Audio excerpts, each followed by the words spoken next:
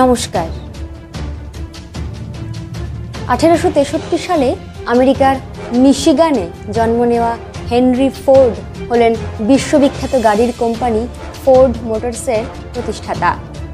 এটি পৃথিবীর সবচেয়ে পুরনো এবং সবচেয়ে লাভজনক গাড়ি নির্মাণ প্রতিষ্ঠানের একটি। বেঁচে থাকতেই হেনরি ফোর্ড তার কোম্পানিকে সফল করে গেছেন এবং নিজেও বিশ্বের সবচেয়ে ধনী এবং সফল মানুষদের একজন হয়েছেন। যদিও তাকে পৃথিবীর সবচেয়ে সফল উদ্যোক্তাদের একজন ধরা হয়, প্রথম দিকে তিনি আসলে একজন ব্যর্থ মানুষ ছিলেন। সত্যি কথা বলতে 35 বছর বয়স পর্যন্ত তিনি অন্যের চাকরি করেছেন।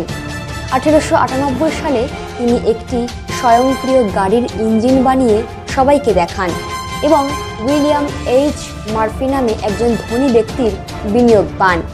পরের বছর ফোর্ড তার প্রথম গাড়ির কোম্পানি ডিট্রয়েট অটোমোবাইল কোম্পানি প্রতিষ্ঠা করেন। 1901 সালে কোম্পানিটি ব্যর্থ হয়। লোনের টাকা শোধ করতে না পারা এবং গাড়ির ডিজাইনে ঝামেলা থাকায় প্রজেক্টটি সফল হয়নি।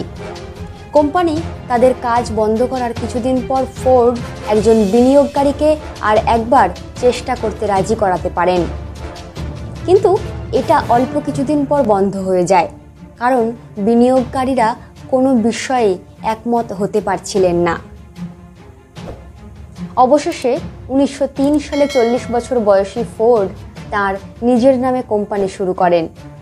এবার তিনি নতুন বিনিয়োগকারী স্কটিশ কয়লা ব্যবসায়ী ম্যালকমসনকে রাজি করান যে সে ব্যবসায়ে নাক গলাবে না, শুধু তার লাভের টাকা বুঝে নেবে, এবং এরপর ফোর্ড তার নিজের মতো করে কাজ শুরু করেন। বাকিটা তো শুধুই সাফল্যের গল্প।